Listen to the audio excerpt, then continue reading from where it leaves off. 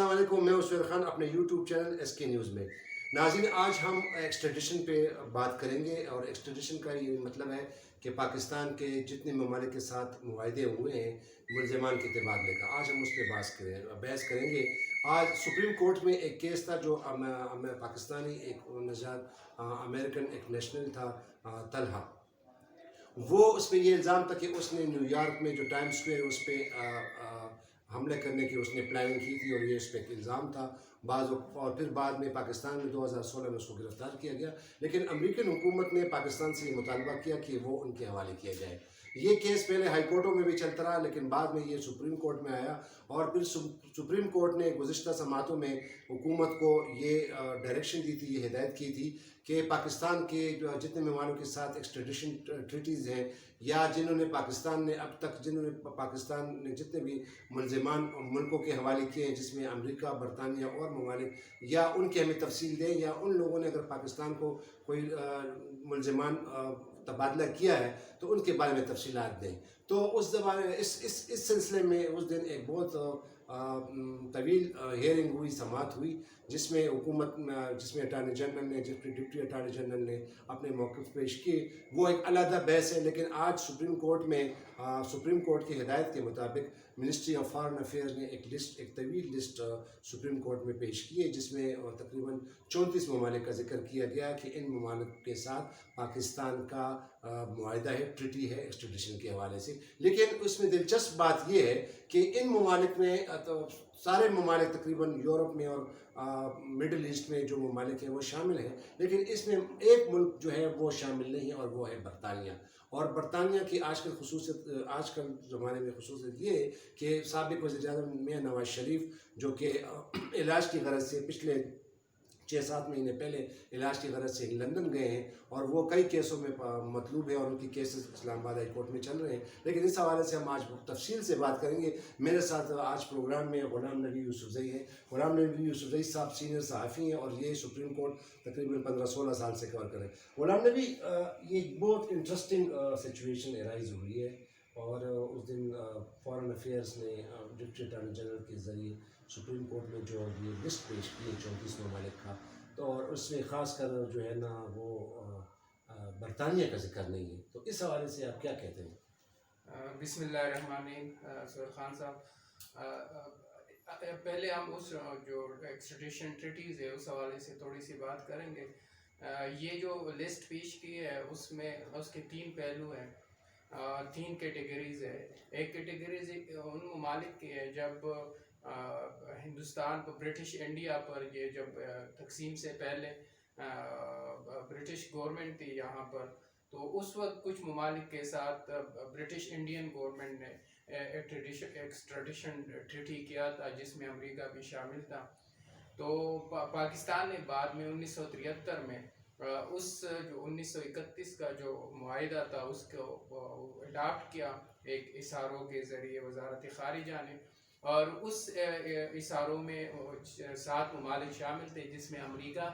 اور ایران سمیت یورپ کے 3-4 ممالک شامل تھے. اس کے علاوہ جو دوسری کیٹیگریز ہے وہ ان ممالک کے 1942 میں برٹش انڈین گورنمنٹ نے کچھ ممالک کے ساتھ ایک ایکسٹریڈیشن ٹریٹی کیا ہوا تھا، اور پاکستان نے 1980 میں ایک اشاروں کے ذریعے وہ اڈاپٹ کیا. اس میں بھی یورپ کے، لاطینی امریکہ کے بہت سارے ممالک شامل ہیں. اور جو تیسری کیٹیگریز ہے وہ ان ممالک کی جس کے ساتھ پاکستان نے انڈیویجول معاہدے کیے ہوئے، انڈیویجول معاہدے کیے مختلف اوقات میں. تو یہ جو برٹش انڈین دور کے جو معاہدے، اس کو ہم کہتے ہیں کہ یہ یک طرفہ نوعیت کے معاہدے ہیں، کیونکہ اگر ہم دیکھیں تو امریکہ اسحاق ڈار جو ہے نا اس کا جو ہے نا ایک کیس آیا تھا جو برطانیہ میں تھے. اس طرح امریکہ میں کچھ مطلوب لوگ تھے جو امریکہ نے حوالے نہیں کیے تھے. اس کی وجہ یہ کہ امریکہ کے ساتھ ہمارا اس طرح کا معاہدہ نہیں ہے جس کو 2 طرفہ نوعیت کا ہم معاہدہ کہتے ہیں. جو برطانیہ ہے، برطانیہ اس 34 ممالک میں جن کی لسٹ وزارت خارجہ نے سپریم کورٹ میں جمع کروائی ہے اس میں برطانیہ کا نام تک نہیں ہے. تو اس کا مطلب ہے کہ برطانیہ کے ساتھ ہمارا ملزمان کے تبادلے کا کوئی قانونی معاہدہ نہیں ہے. اور یہی وجہ ہے کہ ہمیں برطانیہ سے جو مطلوب لوگ ہیں، جو زیادہ تر ہمیں مطلوب لوگ ہوتے ہیں، وہ لانے میں بہت دقت کا سامنا ہوتا ہے. سپریم کورٹ نے اسحاق ڈار کے حوالے سے آپ کو یاد ہوگا حکم دیا تھا کہ ان کو لایا جائے، اور سپریم کورٹ کے حکم کے باوجود برطانوی حکومت نے اس کو اسحاق ڈار کو حوالہ کرنے سے انکار کیا تھا. اور اس کی بیسک وجہ یہی ہے کہ برطانیہ کے ساتھ ہمارا کوئی معاہدہ نہیں ہے ملزمان کے تبادلے کا.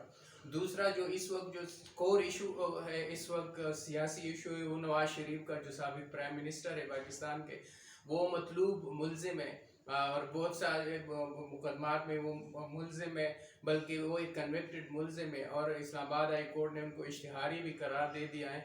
تو اس کے باوجود ان کو لانے میں بہت مسئلہ درپیش ہے برطانیہ سے، کیونکہ اگر ہم ان کو لانے کی درخواست کرتے ہیں تو ہمارا اور برطانوی حکومت کا کوئی معاہدہ ہے نہیں تاکہ ہم اس معاہدے کے ذریعے ان کو لا سکیں. لہٰذا ڈیفینیٹلی اگر ان کو اب ضرور مطلب ہے کہ کسی سٹیج پر لانے کا فیصلہ ہو جاتا ہے تو پھر وہ ایک عدالتی پروسیس کے ذریعے برطانیہ میں جا کے لیٹیگیشن کرنا پڑے گا، اور وہاں ثابت کرنا پڑے گا کہ نواز شریف مجرم ہے اور اس نے پاکستان کے مالی نقصان پہنچایا ہے، اور لہٰذا احتساب کے لیے وہ پاکستان میں مقدمات میں مطلوب ہے اور ان کو پاکستان کے حوالے کیا جائے. تو اس کے لیے برطانیہ میں انہیں پہلے مجرم ثابت کرنا پڑے گا، لیکن یہ پاکستان اس میں نہیں جائے گا، کیونکہ اس کو مجرم ثابت کرنے کے لیے پھر وہ مقدمات جو اس وقت پاکستان میں جن میں وہ کنوکٹڈ ہو گیا ہے، یہ سارے فیصلے وہاں پر ان عدالتوں میں پیش کرنا پڑیں گے. اور پھر ہو سکتا ہے کہ کیونکہ ان کا جو نظامی انصاف ہے اور عدالتی جو ہے نا، وہ ہمارے جو نظامی انصاف ہے اس میں بہت مختلف ہے. تو ہو سکتا ہے کہ پاکستان کے عدالتی نظام، عدالتی کے فیصلوں کے حوالے سے وہاں برطانوی جو عدالت ہے اس میں کوئی آبزرویشن آ جائے. تو میرے خیال میں حکومت پاکستان یہاں تک نہیں جائے گی کہ عدالتی پروسیس کے ذریعے نواز شریف کو لائے، لیکن اس وقت جو صورتحال ہے وہ یہ ہے کہ ان کو کسی معاہدے کے تحت لانا بہت مشکل ہے. اچھا، آپ نے ذکر کیا، آپ کو یاد ہوگا اس دن سماعت کے دوران جب انہوں نے کہا تھا کہ 1931 میں جو امریکہ اور برطانیہ کے درمیان جو معاہدہ ہوا اور اس کو پھر برٹش انڈیا نے بھی اڈاپٹ کیا 1942 میں. لیکن آپ کو یاد ہوگا کہ جسٹس منیر اختر نے ایک بہت بڑا اچھا سوال اٹھایا. اس نے کہا ساجد الیاس بھٹی کو، جو ایڈیشنل اٹارنی جنرل، اس نے کہا کہ آپ نے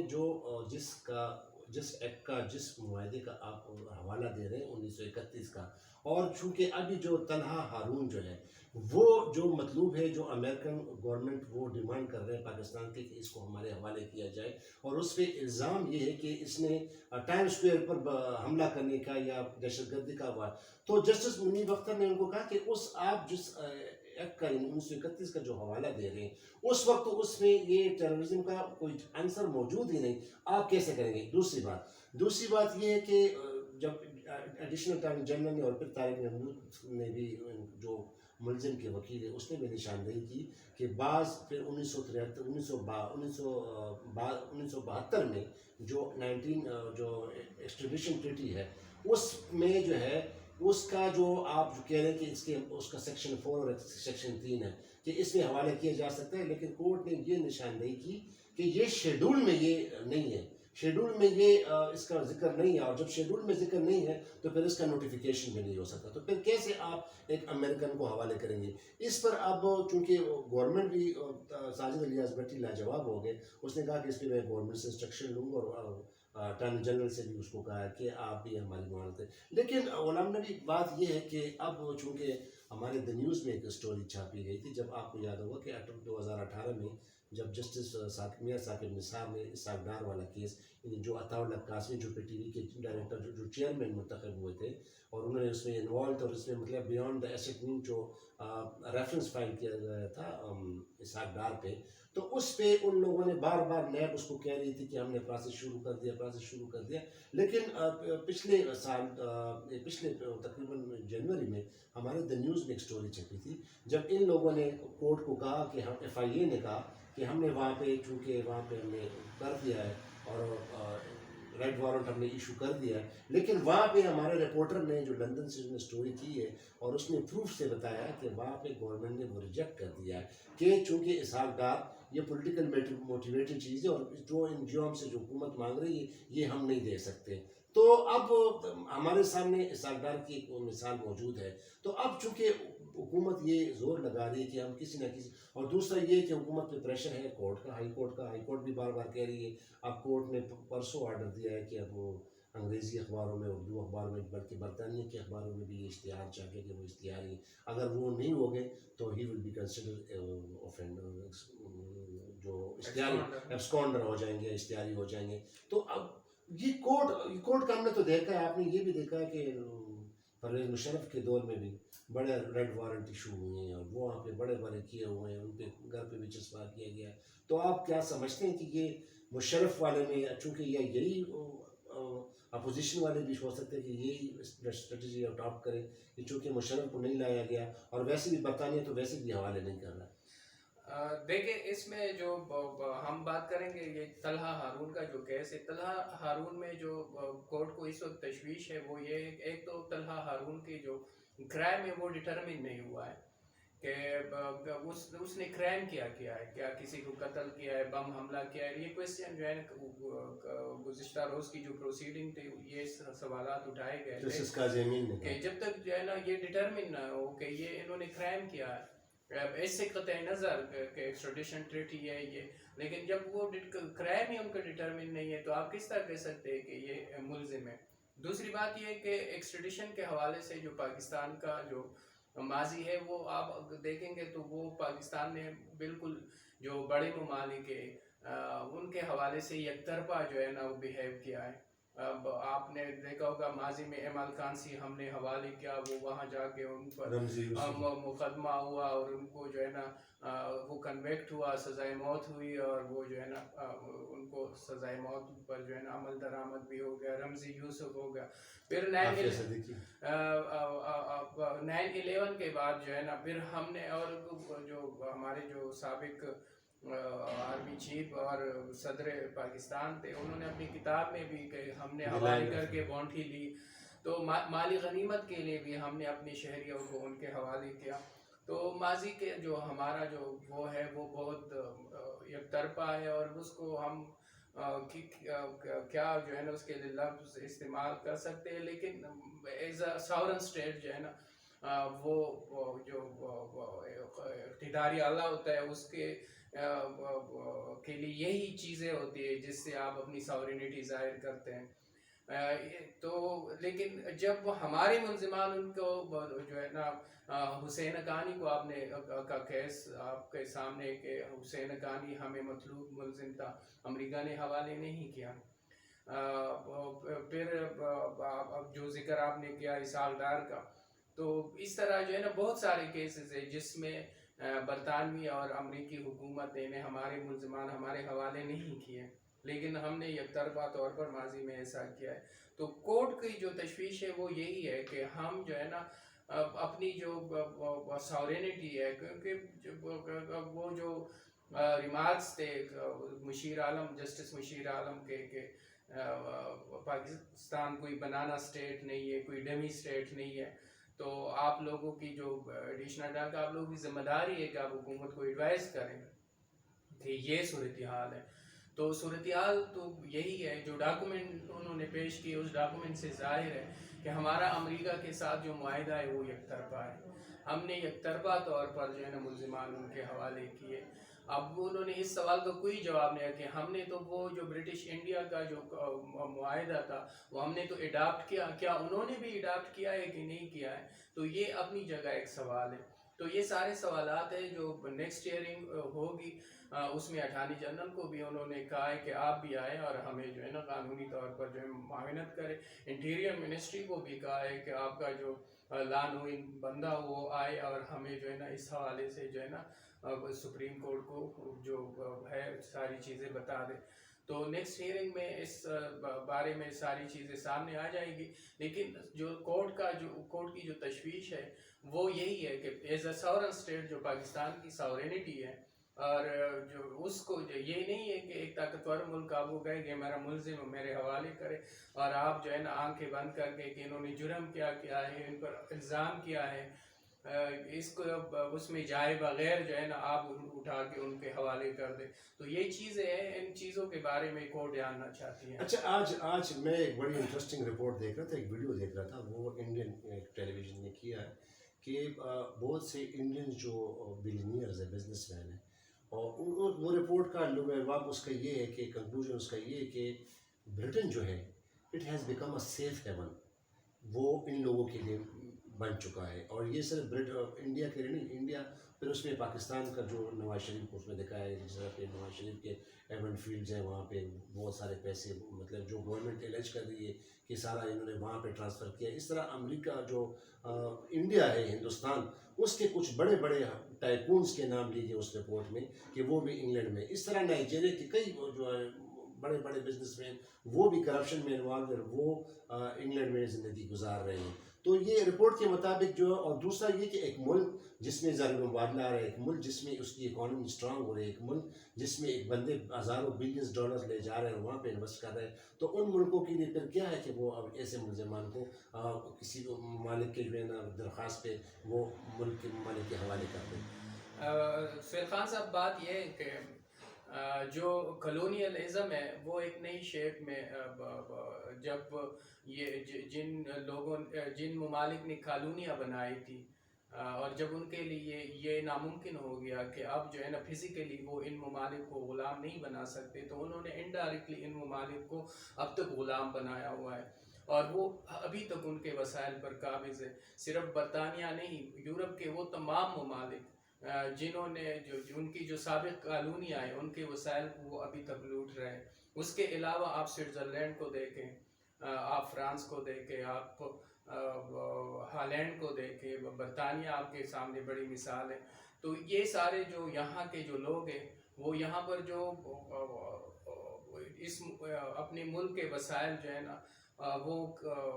لوٹ کر جو ہے نا وہ جا کے وہاں پر جمع کرتے ہیں اور وہ اپنی جو ساری جو دولت ہے وہ یہاں سے اٹھا کر وہاں لے جاتے ہیں اور ان کو وہاں تحفظ دیا جاتا ہے. لیکن گزشتہ کچھ سالوں سے اس حوالے سے ان ممالک میں بھی اویئرنیس آ گئی ہے اور برطانیہ نے اب تھوڑی سی قانون سازی کر لی ہے اور اب وہ لوگ جن کی پراپرٹیز ہے اور تو اب ان کو ثابت کرنا پڑے گا کہ یہ پراپرٹیز جو ہے نا جو برطانوی نہیں ہے لیکن انہوں نے برطانیہ میں جائیدادیں بنائی ہوئی، تو اب ان کو ثابت کرنا پڑتا ہے کہ یہ جائیداد جو ہے نا. لیکن وہ اس وقت جب اس کے خلاف کوئی شکایت آ جائے تو وہ ثابت کرنا پڑے گا ان کو کہ یہ وائٹ منی سے انہوں نے یہ جائیداد بنائی ہے. لیکن اس میں بھی انہوں نے ایک جو چیز رکھی کہ پھر اگر ایک ملک یہ دعویٰ کرے کہ یہ دولت یہاں سے گئی تو اس ملک کو پھر ثابت کرنا پڑتا ہے کہ یہ جو ہے نا یہ جائیداد، یہ دولت ہماری تھی، ہماری دولت سے انہوں نے یہ جائیدادیں بنائی ہے. تو پھر بھی انہوں نے اگر یہ ثابت ہو جائے کہ یہ وائٹ منی سے نہیں بنی یہ جائیداد تو وہ جائیداد کانفسکیٹ ہو جاتی ہے. اس کا فائدہ جو ہے نا وہ برطانوی حکومت کو جاتا ہے، کیونکہ ایک ملک کے لیے پھر جو وائٹ کالر کرائم ایک ملک کے لیے اس کو ثابت کرنا بہت مشکل. آپ کے سامنے نیب کے کیسز ہے، کتنے کیسز ہے جس میں یہ وائٹ کالر کرائم ثابت ہوتے ہیں. تو یہ ایک المیہ ہے اور یہ ابھی تک دنیا پر ہے کہ جو بڑی طاقتیں ہیں انہوں نے پوری دنیا کے جو وسائل ہیں ان پر جو ہے نا وہ انڈائریکٹ ان کا قبضہ ہے، وہ سارے وسائل جو ہے نا اب بھی لوٹ رہے ہیں. یہاں کے جو لوگ ہیں، جو حکمران ہیں، جو مقتدر ہیں، وہ یہاں کے اس میں ان کے ساتھ ملے ہوئے، وہ یہ دولت یہاں سے اٹھا کر وہاں لے جاتے ہیں. اور یہی وجہ ہے کہ جو پرانی جو اس وقت کے جو کالونیز تھے وہاں وہ اب بھی تیسری دنیا کے جو ہے نا ممالک کا ان کو کہا جاتا ہے، وہ ابھی تک غریب ہے، وہ ابھی تک پسماندہ ہے، اور ان کی پسماندگی کی وجہ یہی ہے تو وہ انڈائریکٹلی ان کے جو وسائل ہے وہ وہی ممالک ابھی تک لوٹ رہے ہیں۔ ایک دوسرا یہ کہ ابھی